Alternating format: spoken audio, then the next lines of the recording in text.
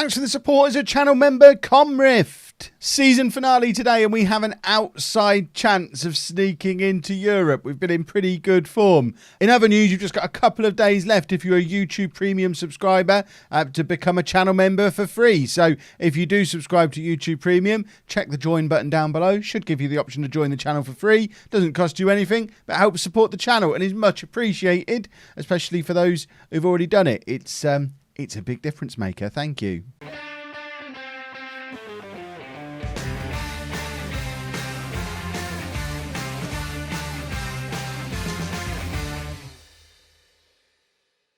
Hello and welcome to part 126 of Bourne Again. I'm Kevin. Coming up on today's episode, we have our final two league games of the season. We're at home against Reading and away against Wolves. Since you were last with me, we've suddenly rediscovered form. We've got the Champions League out of the way, and all of a sudden we're a good league side again. It's almost as if being in the Champions League is what was stopping us doing good in the league. That can't be a thing, surely. We even beat top of the table Manchester City. Christian Gomez is back as well. He's scored 4 goals in his last 3 games, 5 goals in his last 5. Gomez is back. And Reading and Wolves are both teams that you'd think on our day there's a possibility we could beat. Reading are one of the teams above us in the league, so a victory over them goes a long way towards leapfrogging us up the league. And then we'd go into the last day of the season knowing that victory over Manchester United could... I mean, it will come down to goal difference if they win as well. But I think a 7th place finish should be enough. I hope a 7th place finish will be enough. I'm not sure if it will be with Reading already having won the EFL Cup. It might be that we'll finish 7th and still not get into Europe, which will be upsetting. That being said, it's still possible for us to finish 5th at this point, which after the season we've had is impressive in itself. Gomez has pretty much got top scorer wrapped up for the 3rd season in a row. And I was looking at the history of the Premier League just to give it some context. Now, I know this is obviously only history since the save started, but Christian Gomez will be the first person in the history of the save. In nearly 20 years of this save, he'll be the first person to get the Golden Boot 3 years in a row if he gets it. Some fella called Mbappe has won it more than 3 times, but never 3 in a row. He did 2 in a row there, 2 in a row there, another one there. But Gomez, this will be the first 3 in a row. Let me know down in the comments who else has ever done the Golden Boot 3 years in a row in the Premier League. What kind of company is Christian Gomez going to be keeping, assuming he gets there? So, let's get into the game. As you can see, we are back to the 4-2-3-1, and we do have Cerner Jackie back. So, exciting times. Obviously, we're going to be without Cook long term still. He's going to be at least another 3 months or so. So potentially could be back for the start of next season, which would be some impressive recovery for someone on a double injury who was originally expected to be out until October. He could potentially be back for the start of next year. But with Cerner Jackie back, we have to switch back to the 4-2-3-1 because it's the only role he can play. It's literally the only position on the pitch that he can play in. So we have to play with wide men to get Cerner Jackie back in the team. And as our best player, obviously he has to come back into the team. You can see he's wanted by Paris Saint-Germain. Da Silva's wanted by Manchester United. Gomez wanted by Tottenham.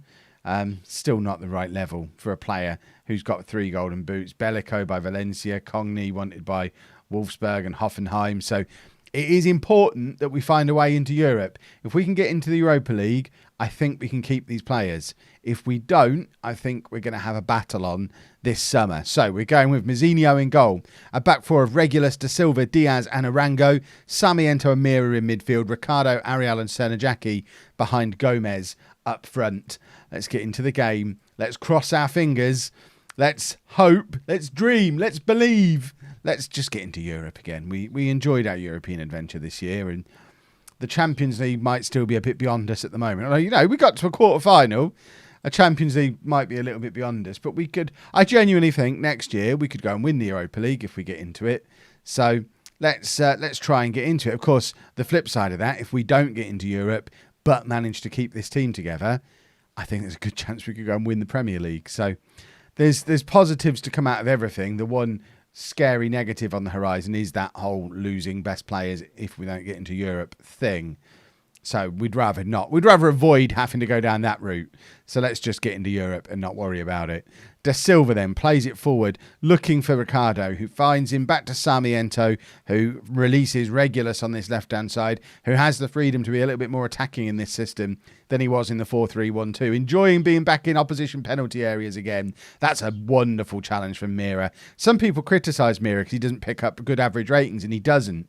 But what he does do is tackles like that one you've just seen, which, I mean, it directly sets up the goal that Gomez has just scored. It's an absolutely crunching tackle from Mira in midfield, which just he doesn't get the credit for on his rating. But that goal, not only does the goal not happen if Mira doesn't make that tackle, but Reading have got a counter-attack on. We've got both our fullbacks forward, our entire midfield's forward.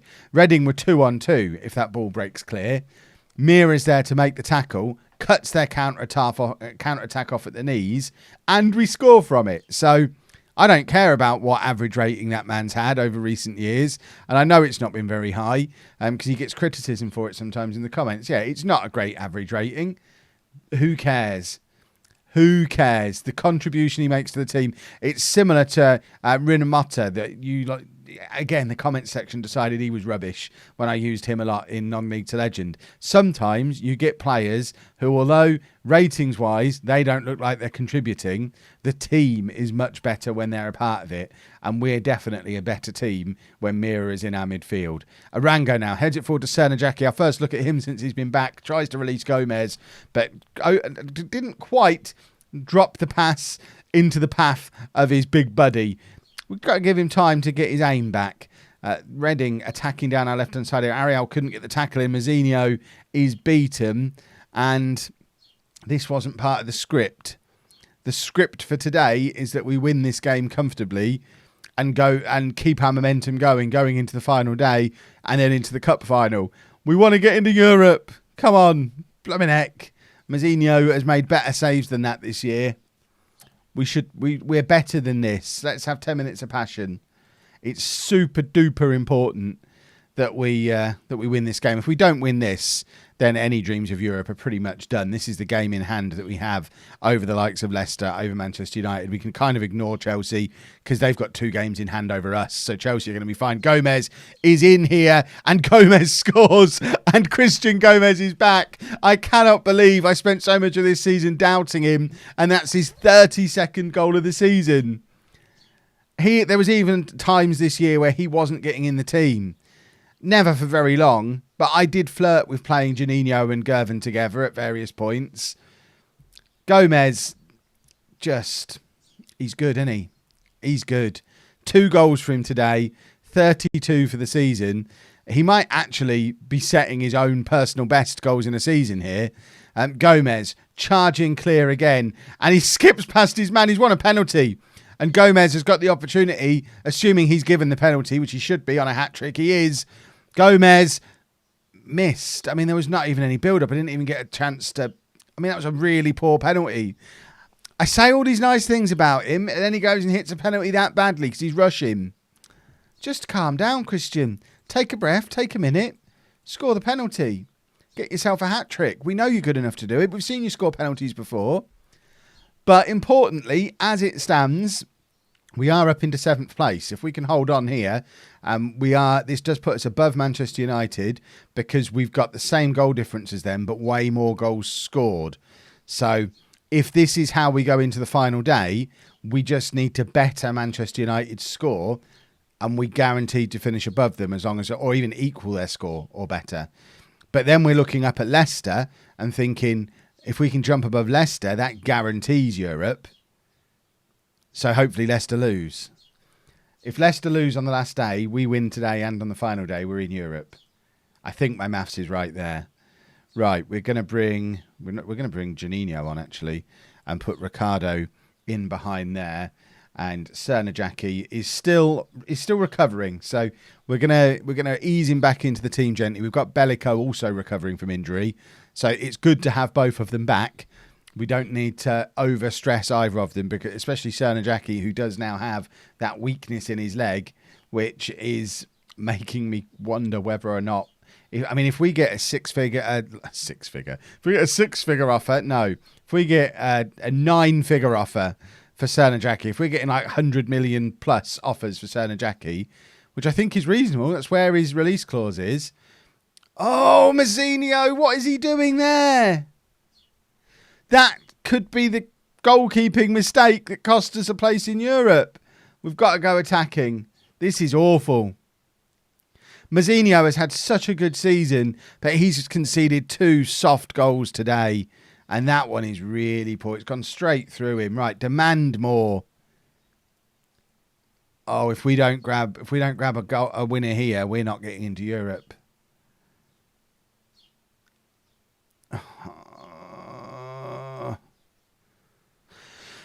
Oh. Get Juninho up alongside Gomez. Get him there. We've got no one to go on this left-hand side now. But it doesn't really matter.